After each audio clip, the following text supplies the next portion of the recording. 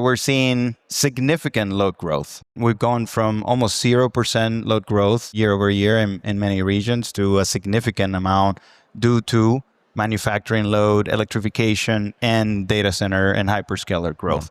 That brings a lot of exciting opportunities, right? That we need to take action. We need to figure out the ways that we can interconnect as much generation as possible to be able to supply the power to that load. If you're looking at the surge of AI, data centers, and industrial demand and wondering, how do we possibly build fast enough? You're not alone. Policy clarity is finally starting to take shape, but speed to power is the constraint. Today, we're going to ask, how do you get the best value Electron online on time? Joining me on the stage is Mr. Hugo Mena. Hugo is the Chief Growth Officer at Electric Power Engineers. He's had essentially 3 careers inside one company: engineer, business builder, and now leading in the C-suite, where he's helping solve the hardest grid problems for developers, utilities, and hyperscalers. Hugo, welcome to the stage. Thank you for having me, Nico. I've been looking forward to this conversation. Well, in the next 4 to 5 years, we have folks that want to build faster than ever. Obviously, OB3 is driving some of that price or time pressure. We talked about speed to power, but the reality is that this new load growth scenario that we're in is driven in large part by data centers and the energy-hungry AI, what you call a new wave of industrial demand. Yeah. If we talk about speed to power, how does that collide with the thing that your team helps the most disentangle, which is the interconnection queue and the interconnection reality? How do we have speed to power and getting things online as fast as possible when we still have to deal with interconnection? The reality is that for data centers and hyperscalers, speed to power is their differentiator today, right? And so what are we doing to essentially help those data centers interconnect as much as possible? It's driving those partnerships with and those connections with utilities, identifying where is the best location that we can interconnect that load without affecting the system as much as possible. But beyond that, then also identifying, well, if in this location we can only get a portion of the power that the data center is looking, we can then design the system behind the meter to have behind the meter generation for that load. Or in the cases where honestly there's no grid capacity, we are helping them partner with generation developers and be able to design that grid, that isolated microgrid, to be able to, for that data center to connect. And maybe 3, 4, 5 years down the road, they may interconnect to the grid at some point once the grid kind of completes its expansion. But for the immediate need and that speed to power, we're working on driving that strategy to power for those data centers. And you're seeing this strategy migrate to microgrid and off-grid power for hyperscalers. That's something that's coming to fruition. It's coming for sure. Yeah. Wow. And so it's both. The way I call it is you have interconnected microgrids and then isolated microgrids. Right. Now those isolated microgrids may interconnect at some point, like I mentioned. Sure. The interconnected microgrids have to be able to come in and out of the grid depending on the grid conditions and what the system operators need from that microgrid. Yeah. So when you start thinking about and building these microgrids across the US and Canada, we also have to think about interconnected microgrids. Yeah. So how can we utilize that generation, those systems, to actually make our grid more reliable, more resilient? Yeah, we're creating new power companies. Yeah. Yeah. One of the things that occurs to me as well is there's this theory, especially in Silicon Valley, move fast and break things, right? So I worry that, and maybe unfounded, but that there is going to be some unregulated build out of disconnected, right, off-grid microgrids. Do you foresee that in the classic Silicon Valley sense, folks are going to move fast, they're going to build assets that maybe down the line we have to think about both the bankability or the reliability of that asset interconnecting? Look, it's a possibility, right? But I do believe that those data centers that want to interconnect fast, long term, their goal is to be connected to the rest of the grid. Yeah. And so I do believe that as we design, and again, this is how we think about it at EP, as we design these isolated microgrids, we are designing them with the mindset of in the future, one day, this microgrid may interconnect and may need to follow all the necessary FERC or NERC or the respective ISO requirements. And that will actually make that interconnection, that data center, have a more resilient power supply.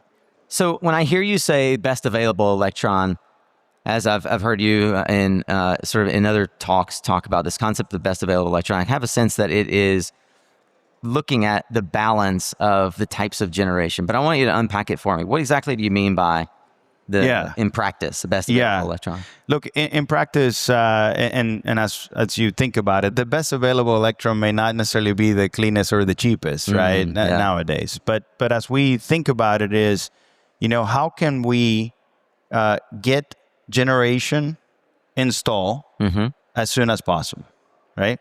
And when you think about that, it's an all of the above approach. This is not about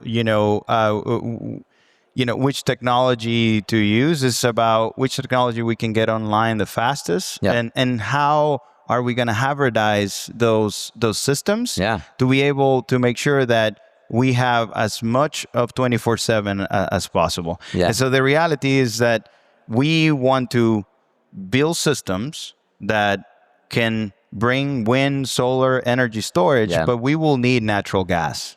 We will need geothermal. We would need all other sources of energy as well. Yeah, I'm glad you brought that up because I wanted to get a sense over the next 5 to 7 years, not 50, but just the near term. Where do you see gas and nuclear in particular saddle up alongside renewables?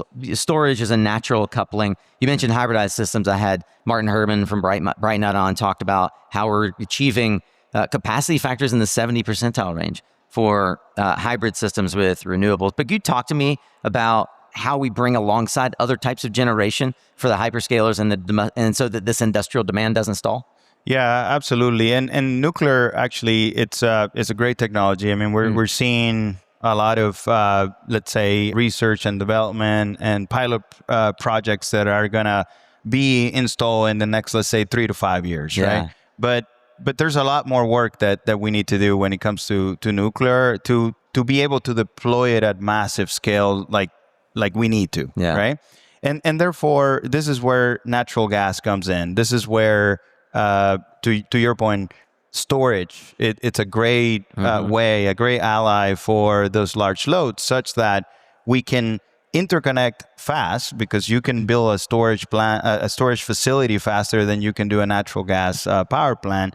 But you still need the wind and the solar and the other sources of energy to be able to supply the whole system. There's no question. We're going to need, again, natural gas. We're going to need wind. We're going to need solar storage to be able to really make an impact and be able to supply the power that the load needs. Yeah, you said something to me that really stuck the last time we chatted on this topic, and it was integration, not replacement. This concept that we want stability, especially for the hyperscalers.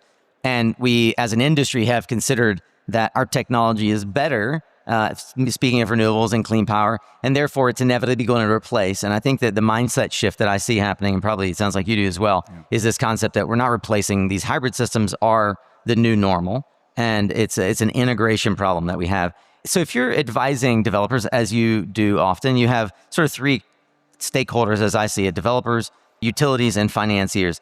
Talk to those folks about the next 12 to 24 months. What's the checklist for each of them? Yeah, I mean, for developers and project owners is, look, work to optimize your portfolio, but not necessarily think about the next 3 years or 4 years. We're going to need power beyond that, right? And so think about the projects that you can execute immediately, that you can take advantage of the tax incentives, but also be thinking about what's coming 2029, 30 and beyond, because the load is going to continue to grow, and we will likely see changes in power prices due to, the large loads. Almost certainly, yeah. Now, for utilities, I would say, let's collaborate. Let's find grid enhancement technologies. Let's use different innovation that is going to allow us to utilize the existing assets to their maximum capacity. Right. At the same time, let's make sure we plan right. We build new transmission lines so that, again, we can interconnect as much load and as much generation as possible. Now, for the investors and financiers, look, there's a lot of opportunity. I think we need to make sure that we provide the necessary, investment for new technology, for wind and solar projects, and for battery energy storage, so that we can accelerate the way they can be built, take advantage of those tax credits, but then be thinking about how do we innovate, how do we make the pricing of solar and wind to make sure that we can compete in the market, 2029 and beyond. Yeah, I think we'll see a lot of the investors as well really stress testing the assumptions made on a regional basis where we have bottlenecks and where hyperscaling and this demand load growth is real versus sort of hypothetical and theorized. And due diligence is key, right? I mean, yes. We're going to have to make sure that as we look at projects, that we do the right due diligence so that we make sure that those are going to be successful projects. I mentioned that you've been a part of the EPE team and now leading the team as Chief Growth Officer from 20 to over 500 employees. Could you talk a bit about the lessons from that durable growth story that transfer to your clients as they're trying to scale projects? I think about the success that we've had and let's say the journey, right? For me, I tell people I am homegrown, right? It's it was not my first job, but I would say it was my first job. Yeah. And it's been a great journey. I've learned significant throughout the years, and like you mentioned, essentially done 3 careers within the same company. Yeah.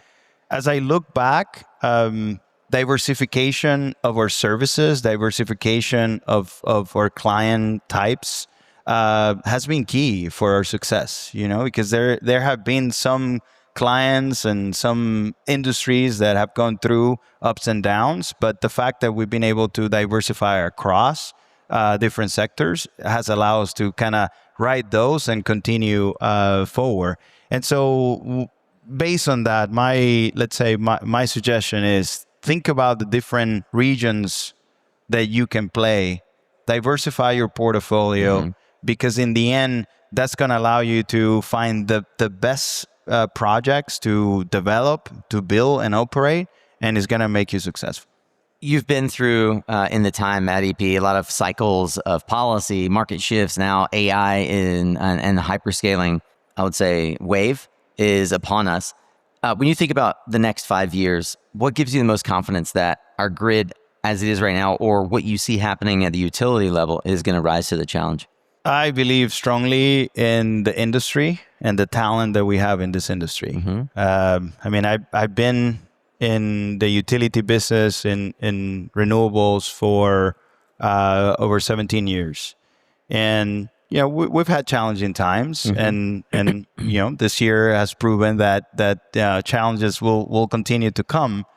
But the technical expertise, the innovation capacity, the intellectual horsepower of this industry is like no other. And so I know that in challenging moments, this is where people show their best of them. Yeah. And I know that this industry is going to do that. Now, we need collaboration. We need collaboration, or generation developers, utilities, financiers, engineers, right? We all need to work together to identify what is the best path forward. How can we eliminate those roadblocks, not only for projects, but also for utilities to build new transmission lines, for financiers to be able to feel comfortable in investing in our industry. Yeah. We have to figure out the ways to move it forward. But I know that with this industry and the talent that we have, we're gonna make it. We're gonna be successful, and we're gonna be able to build a ton of generation and allow significant load to be interconnected to make sure that the U.S. continues to be the leader in AI, the leader in data, and in technology. Hugo, I listened to a meditation that he starts out saying that we're going to have now is a moment for confidence boost, and I feel like the last 30 minutes for us is just that. It's a confidence boost for those who are perhaps wondering, are we going to be able to address these challenges? Are there partners in the marketplace that can help both on the utility side and on the developer side?